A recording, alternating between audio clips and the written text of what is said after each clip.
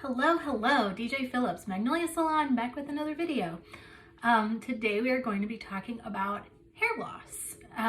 Hair loss affecting men, affecting women, the different types of hair loss, and what you can do if there's anything you can do about it. This is one of those topics that I know a lot of men are concerned with, and it just kind of happens because it's hereditary. Women are a lot more slow to bring it up. They're a little bit more embarrassed about it. It is absolutely nothing to be embarrassed about. There's nothing you have done to make it happen. And I think that's something that we kind of need to get rid of the stigma because there are so many reasons for it. And so I'm going to go over some of those reasons. Now, first and foremost, a lot of it is going to have to do with your genetics. Men, you can look at your mother's father and see if he had hair later in life, you're going to keep your hair. Most of the time. There's always, wiggle room with these rules. But if your maternal grandfather did not have hair later in life, I'm sorry, you're probably going to lose it. The first thing to go is going to be, you're going to start to get the receding hairline, and then it's going to start to thin out back here, and then slowly those spots start to grow together, and so all of this is going to go, and then it kind of starts going down here. A lot of times you get to keep all of this hair, which is fun, and then you have to decide whether or not you're going to get rid of all of it. Rock it. Don't be weird about it. It's fine. If it is something that you're uncomfortable with, there are so many different companies now that can help with things like that, toupees, other things like that. Now that is going to be one of those instances where products aren't really going to help you. That's going to be more of a permanent hair loss. The other types of hair loss that aren't going to be as permanent, and you can probably end up helping your hair to regrow a little bit faster or a little bit better, things like that, are going to be things like postpartum alopecia, which is when if you've had a baby or a pregnancy, your hair might fall out afterwards. Not all of it, but you might experience a lot of hair thinning. I did. That was a shock. I learned about it in cosmetology school. I've always had a ton of hair. My hair has always just been my I've always loved my hair. I've never really had any issues with my hair. And then I didn't even have the normal amount of hair loss that you normally do. Most people lose 150 hairs a day. Totally normal, totally just that's what happens with hair. When I was pregnant with my daughter, I did not experience any hair loss at all. I had so much hair. My hair was amazing. My nails were amazing. My skin was amazing. And then I had my daughter and everything went downhill. I love her so much, totally worth it. But I did experience postpartum alopecia, which is where all of those hairs that you're supposed to lose every day, those 150 hairs that you're supposed to lose every day, they did not fall out for the 9 months that I was pregnant with her. And so they eventually have to fall out. And so about 3 months after you give birth, on average, all of those hairs that you didn't lose during the pregnancy, your hormones kind of shift, and all of those hairs fall out at once over about a 2 to 3 month period of time. You notice it. It's pretty insane.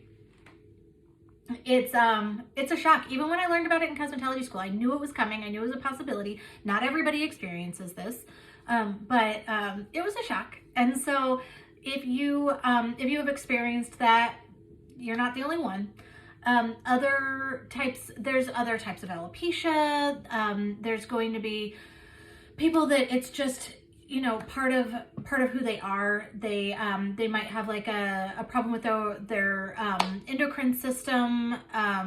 There might just be some different hormones kind of making things go out of whack. Stress can add to it.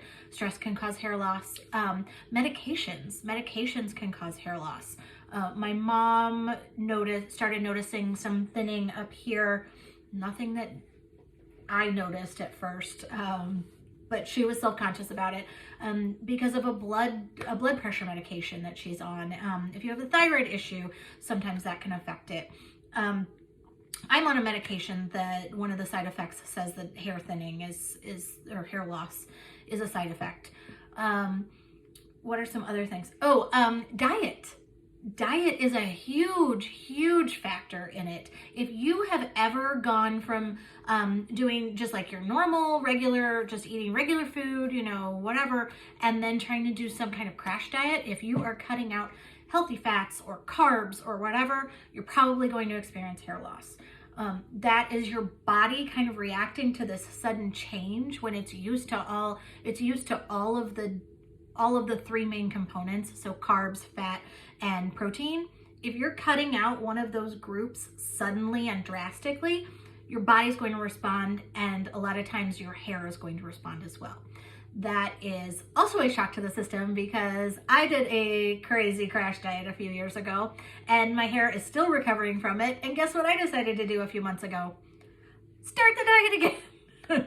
I knew it was going to happen. I was just trying to get back on track with trying to cut out sugar from my diet, so that you might notice your hair if you do any of those things.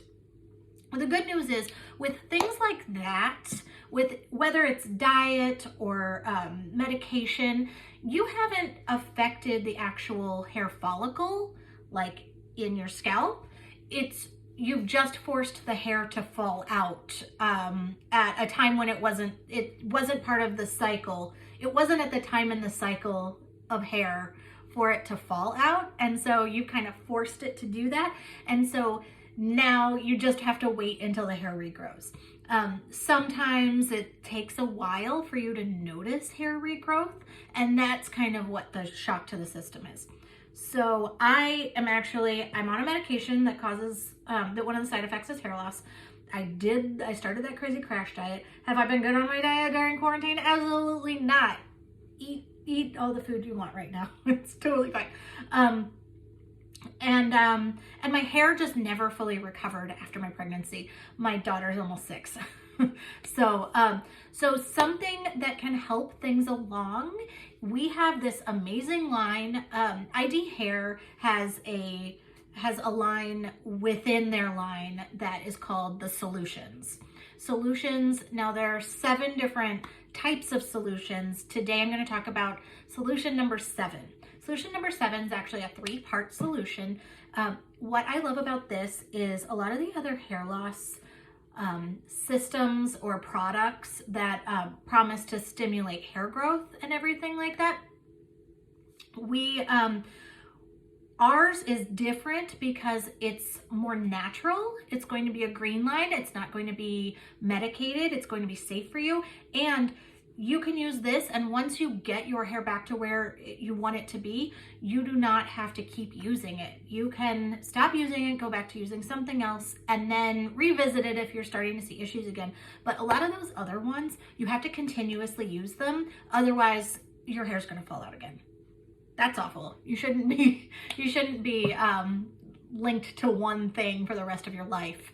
So what I love about this, so solutions number 7, step 1 is going to be shampoo. Now, since you're trying to take care of an actual issue, you are going to want to shampoo your hair every day for about 60 days. Now, that's exact opposite of what I normally tell clients. I normally tell clients, do not wash your hair every day. Never wash your hair every day. Well, this is going to be the exception to my rule, mainly because this is going to be sort of like a medication. And so you want to take your medication every day to fix whatever problem you're taking a medication for. So that's going to be the shampoo. You put it on and you want to concentrate it in the areas, and so like here, I feel like I have a receding hairline. You can see all the little baby hairs up in there, but I like to, get it sudsed up, and then I actually you're supposed to leave it on your scalp for a few minutes to kind of, get everything stimulating, and then you can rinse it out. Solutions number 7, step 2 is going to be the conditioner. So again, this is going to be one of the only times that I tell you to put conditioner on your roots. Most of the time you just want to concentrate on your ends. So put this on your roots and again, let it sit for just a few minutes. I wash my body with the shampoo on and then I shave my legs with the conditioner on. And by the time I'm done with my hair, I'm done with my body and everything's awesome.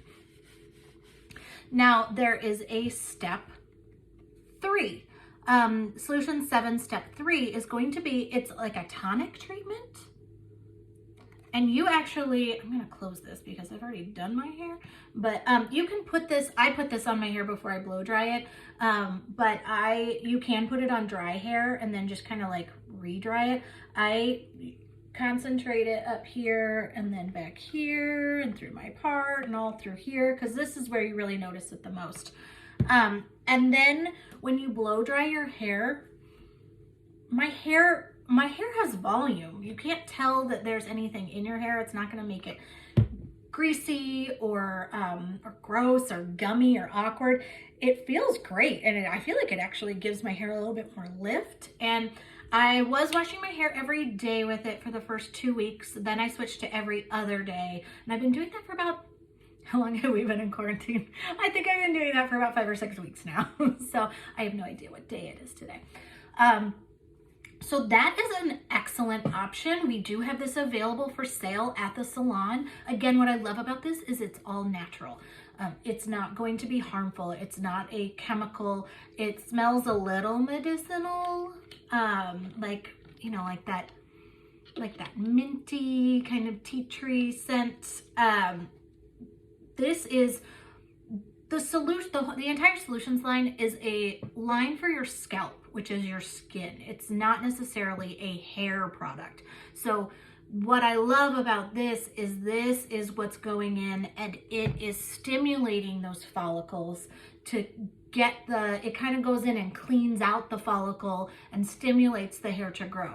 So if there is a hair, if the follicle is still working, if there is a hair that's trying to grow or wants to grow and needs to be stimulated, this is going to get in there and stimulate it and cause it to grow. Now you can try this, and if you're not seeing any results from it, it's probably because because the follicle's been damaged and a hair's just not going to grow. That's going to be part of that, the permanent hair loss that there's really just no other solutions for. Now, if you're having problems with something like that, you can contact us and we can talk to you and work with you on things like that. I don't have them in right now, but a lot of times I have extensions in just to kind of fill out my hair. I have a ton of hair. I don't know why I wear extensions. I have so much hair, but I haven't worn them since before quarantine. So these are, I love that this is an option. If you get a haircut and you are like, yeah, chop it off. I'm ready for a change. I want you to chop it off. And we're like, okay, we'll see. And then you chop it off and you don't like it. This will actually help your hair grow faster. It will stimulate those follicles that already have hairs coming out of it, and you can kind of speed up the process to get your hair to grow a little bit faster. So if you have any questions or if you want to order some, we can get it for you, and I think we have a few sets of it in the salon right now. So feel free to reach out on our Facebook or email us at info@magnoliasalonil.com, and I will see you again soon. Be kind to yourself.